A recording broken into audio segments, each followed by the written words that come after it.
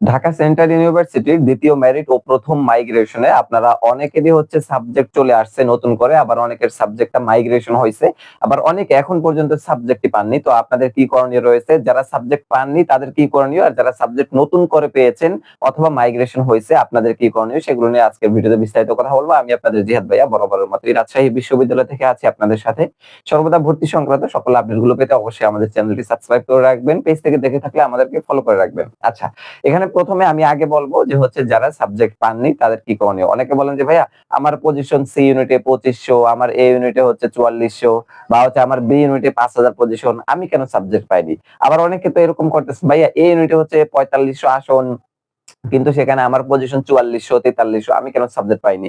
এরকমটা যাদের এরকমটা মনে হয় যে আমি কেন সাবজেক্ট পাইনি, আমার ওখানে আসনই রয়েছে যা আমার পজিশন বা আমার মেরিট ওই আসনের ভিতরে, তারপরে আমি কেন সাবজেক্ট পেলাম না, তাদের উত্তরটা খুবই সহজ। আমি আপনাদেরকে বলি, ধরেন আপনার এ ইউনিটে 4700 আসন রয়েছে।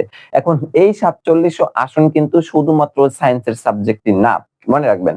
এটা হচ্ছে আপনার বিভাগ পরিবর্তনের মানবিকের সাবজেক্ট গুলো, তারপর হচ্ছে বিবি এর সাবজেক্ট গুলো সহ আপনাদের জন্য 47টি আসন টোটাল। তো এখানে ধরেন সায়েন্সের সাবজেক্ট আছে, সাপোজ ধরেন যে 4000, এখন আপনার পজিশন ছিল 4400। আপনি কি করছেন, শুধুমাত্র সায়েন্স, আপনি যেহেতু এই থেকে পরীক্ষা দিয়েছেন, আবার আপনি জানেন যে আসন রয়েছে 4700, তার মানে আমি শুধু সায়েন্সের সাবজেক্টই পড়বো।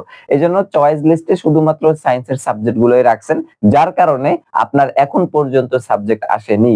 আপনাকে চয়েস লিস্টে অবশ্যই মানবিক এবং হচ্ছে বিভাগ পরিবর্তন মানে যেটা হচ্ছে বিবি এর সাবজেক্ট গুলো, সেগুলো রাখতে হবে। তাহলে আপনার একটা সাবজেক্ট চলে আসবে, এটা নিশ্চিত থাকবেন। তাহলে প্রথম কারণটা আমি ক্লিয়ার করলাম, এটা শুধুমাত্র এ ইউনিটের জন্য না, বি এবং সি সকলের জন্যই। যারা এখন পর্যন্ত আপনাদের মেরিট পজিশন যেখানেই থাকুক না কেন বিভাগ পরিবর্তনের সাবজেক্ট রাখেননি চয়েসে, আপনারা অবশ্যই বিভাগ পরিবর্তনের সাবজেক্ট গুলো রাখবেন। সবচেয়ে বড় আকর্ষণীয় যে বিষয় সেটা হচ্ছে যে ঢাকা সেন্ট্রাল ইউনিভার্সিটি কিন্তু সেকেন্ড মেরিটের পরেও আপনাদের সাবজেক্ট চয়েস লিস্টটা পরিবর্তনের সুযোগ দিচ্ছে। তাই অবশ্যই যারা এই ভুলটা করেছেন, আপনার ভুলটা সংশোধন করে নেবেন। এরপর হচ্ছে যারা একদম দূরে পজিশন ছিল, সাবজেক্ট আসেনি, ভাইয়া আমার পজিশন 6000 মানবিক থেকে আমার সাবজেক্ট আসেনি, কবে আসতে পারে বা আসবে কিনা, এই সেই হ্যান প্রশ্ন যারা করতেছেন, আপনাদের জন্য ভাইয়া শুধুমাত্র অপেক্ষা করা ছাড়া আর কিছুই নেই। আর কিছুদিন পরেই হচ্ছে আবার আপনাদের তৃতীয় মেরিটটা দিয়ে দিবে। দ্বিতীয় মেরিটে হচ্ছে সেকেন্ড মাইগ্রেশন হয়ে যাবে। তো সেখানে আবার অনেকেই কিন্তু এই সেকেন্ড যে মেরিট, এই মেরিটের পরে কিন্তু অনেক মানে আসন ফাঁকা হওয়ার সম্ভাবনা থাকে অনেক সময়।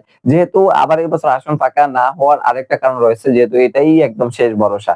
যারাই পরীক্ষা দিয়েছে তাদের সর্বশেষ ভরসা এটাই। তো এই কারণে হয়তোবা আসনটা একটু কমতে মানে টানতেছে অল্প, অল্প করে। তারপরেও যারা পাননি একটু অপেক্ষা করেন, ধৈর্য নিয়ে শেষ পর্যন্ত দেখেন কি হয়। এবার বলবো যারা সাবজেক্ট পেয়েছেন তাদের বিষয় নিয়ে। মনে করেন যে আপনি এই নতুন করে সাবজেক্ট পেয়েছেন, তাহলে আপনার জন্য আজকে থেকে আগামী 19 তারিখ পর্যন্ত অনলাইনে আপনার মানে যে ভর্তি ফি ওটা পেমেন্ট করতে হবে। করার পরে যদি আপনি মনে করেন যে এটা আমার পছন্দের সাবজেক্ট চলে আসছে, তাহলে আপনি মাইগ্রেশন অফ করে দিবেন। আর যদি মনে করেন যে না আমার পছন্দের সাবজেক্ট এটা না, বা উপরে কোনো পছন্দের সাবজেক্ট রয়েছে, তাহলে আপনার মাইগ্রেশনটা অন করে দিবেন। এটা আপনার প্রোফাইল থেকেই দেখতে পারবেন। আচ্ছা, এরপরে হচ্ছে আপনারা এটা অবশ্যই 19 তারিখের মধ্যে করে দিবেন টাকা পেমেন্টটা। এতটুকুই হচ্ছে আপনাদের কাজ, আর কোনো কাজ নেই। তো টোটালি এই হলো 2 ধরনের শিক্ষার্থীদের কার্যক্রম। আর আপনাদের চূড়ান্ত ভর্তি নিয়ে আমাদের ভিডিও আছে, অবশ্যই ভিডিওটা দেখে নিবেন। অথবা পরবর্তীতে আরো কোনো আপডেট আসলে সেগুলো নিয়ে ভিডিও দিব। অবশ্যই আপনারা যারা কোনো কিছু জানার থাকবে, আপনাদের এখন পর্যন্ত ভিডিও থেকে বুঝতে পারেননি এরকমটা, অথবা আপনাদের প্রশ্ন আছে অন্য কোনো রিলেটেড, তাহলে অবশ্যই আমাদের ভিডিও কমেন্ট করবেন। আমরা আপনাদেরকে তাৎক্ষণিক রিপ্লাই অথবা পরবর্তী ভিডিওতে আপনাদের কমেন্টের সামারি করে আমরা আপনাদেরকে জানিয়ে দেব ইনশাআল্লাহ। অনেক অনেক ভালো থাকবেন। আল্লাহ হাফেজ।